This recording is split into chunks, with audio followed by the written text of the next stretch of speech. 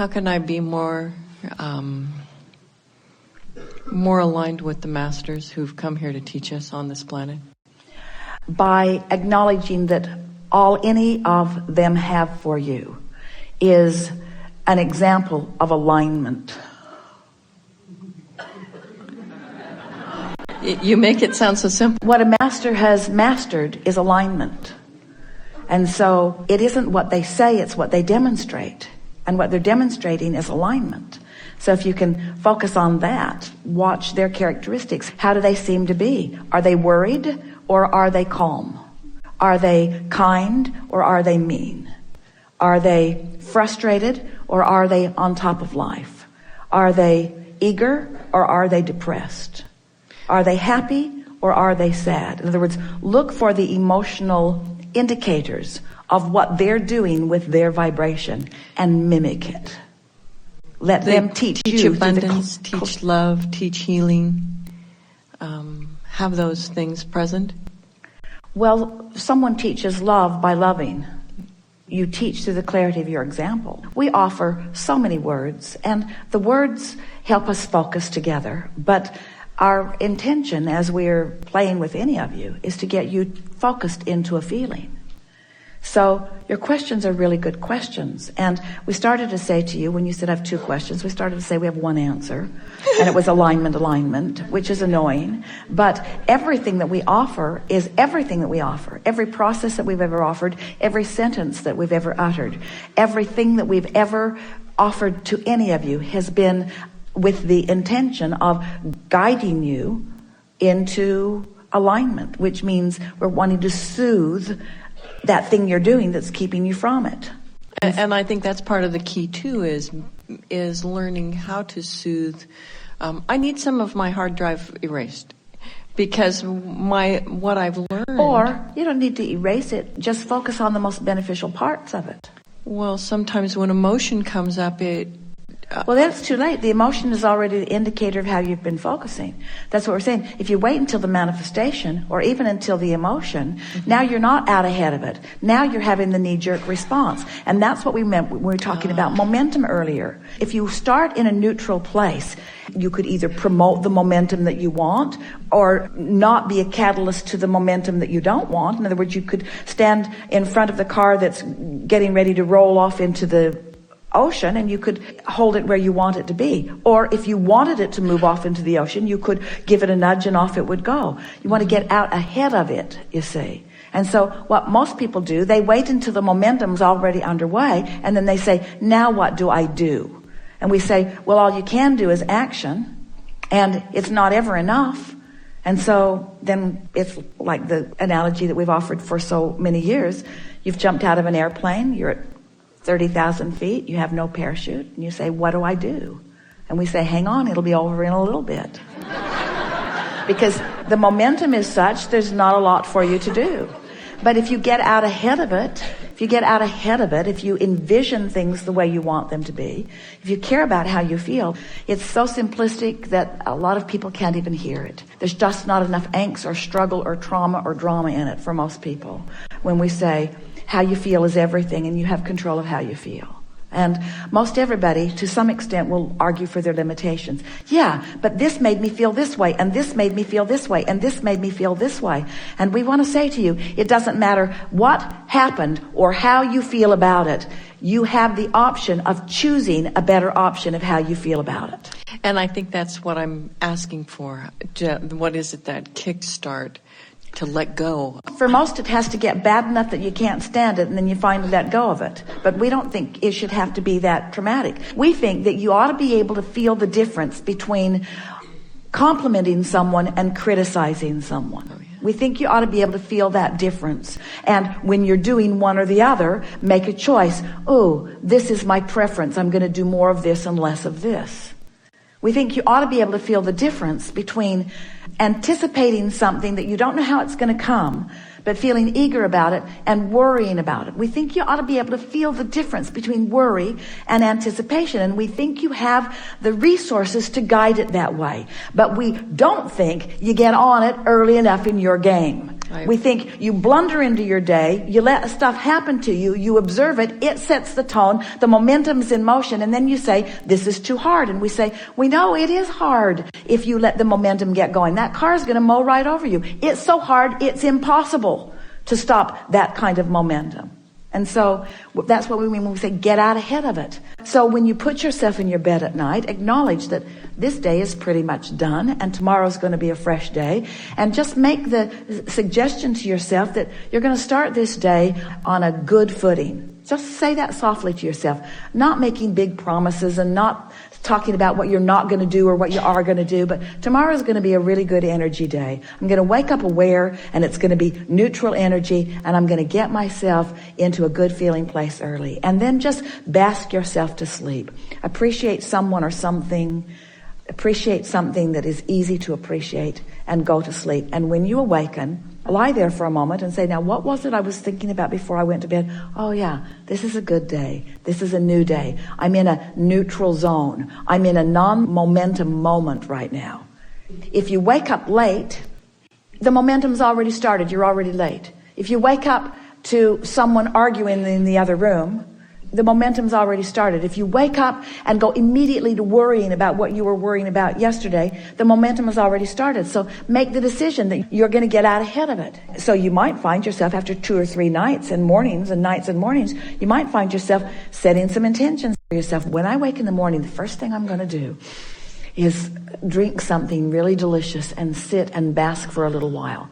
And I think my favorite place to do that would be there. Yeah. I think in the morning when I wake up, I'm going to drink something lovely and I'm going to refresh myself and I'm going to sit and bask for just a little while right there. Now, you've already started momentum. Now, some of you are saying, oh yeah, well, like good chance I'm going to have for doing that because when I wake up in the morning, all hell always breaks loose in my life. And we say, all right, so you've already crashed up against some momentum. So you have to take a different tact. So you have to go even more general than that. So you have to start saying to yourself, well, I think I could carve out a place somewhere in my day where I could do something like that, and I'm going to look for more opportunity to do that. In other words, you just have to keep finding more pleasant thoughts and fewer unpleasant thoughts until you convince yourself that you are capable of controlling the direction of the way your day is going to go.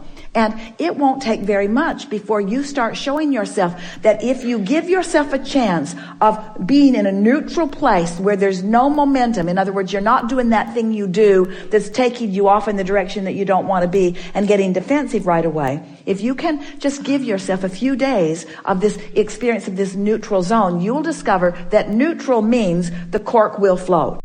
That neutral means you'll let go of the cork and the cork will float into the higher frequency. In other words, you don't have to paddle your way up into the higher frequencies. You just have to stop holding yourself down in the lower frequencies. And so it is so much simpler than any of you have been giving yourself. How many of you are enjoying getting out and running every day or any day, some days? How many of you like to take a good run? And have you noticed that when you do it, that there is a momentum in the way you feel? Runners call it getting into a zone. They can't even really explain what it is. But they've started in a neutral place, and the movement itself is distracting them enough from enough other things that it gives them a clear place for their energy, and it allows their energy to raise, you see.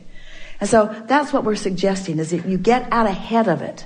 I had already learned some of that from some of your teachings about go to bed. I have this wonderful bed and I crawl into bed and I think those good thoughts and I wake up in the morning and I do that.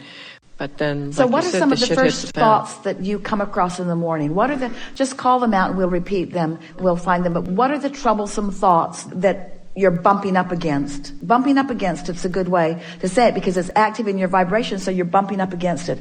What are some of those early morning bumping up against unpleasant thoughts that you're finding? Take it easy there just a little bit. So I feel physically uncomfortable. What else? I don't want to go to work. I didn't get enough sleep. What else?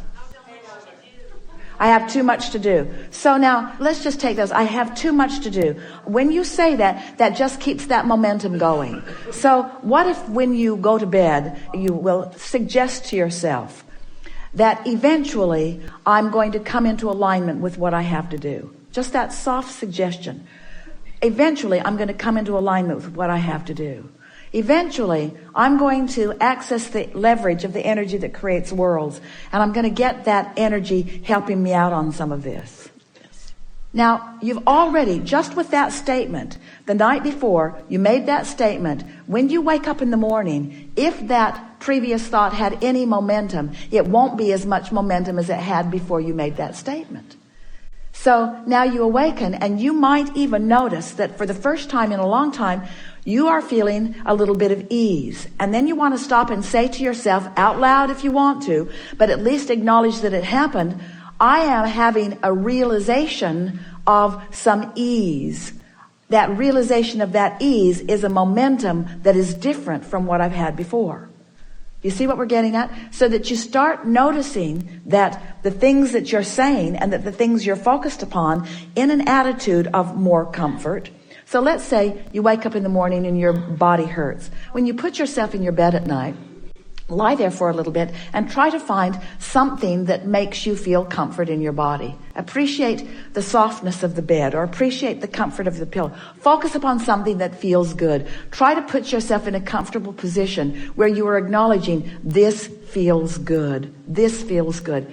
Every time. Last night, the room was occupied until nearly midnight, and so everyone was down here sort of getting ready for you. And some had slept a little bit, most had not, and they knew it was going to be a very short night.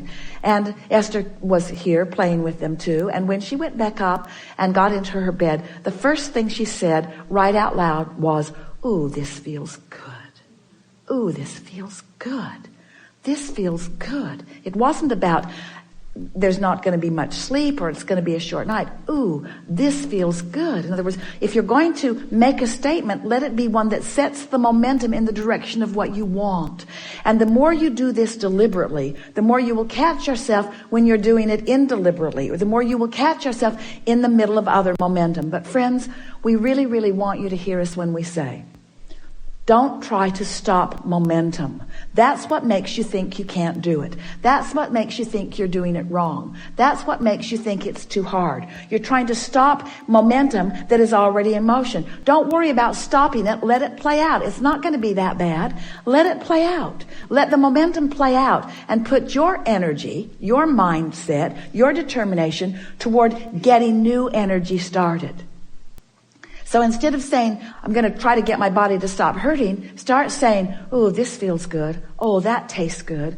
Oh, this is relaxing. Oh, this is a good thing. Get that momentum going. And it is our promise to you, with far less attention than you have put into almost anything else that you are doing, you will begin to dovetail with this energy that creates worlds, and you'll begin to feel momentum. And it won't take long before you'll begin to feel a sort of invincibility.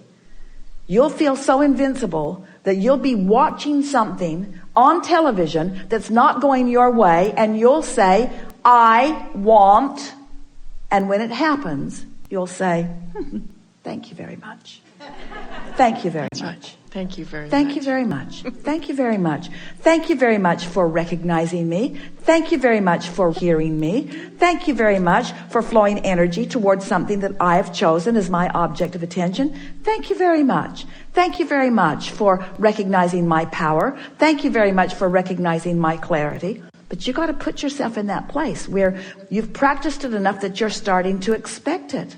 And see it. When you decide that you're going to go someplace, and you know where you're going, envision yourself there. How often do you return to a restaurant that you've been at before and they seat you at the same table that you've been before? Has that ever happened to you? And you say, this must be our table, even though it's not the same person that's seating you. Well, why is that? It's because that's the impression that you have offered to the universe about being in that space. It is your table. That's where the momentum is. That's the momentum. So you arrive at the timing of that table to seat you. You arrive with the impulse of that person. In other words, nothing happens randomly. Everything is following this vibrational momentum that you've got going, you see.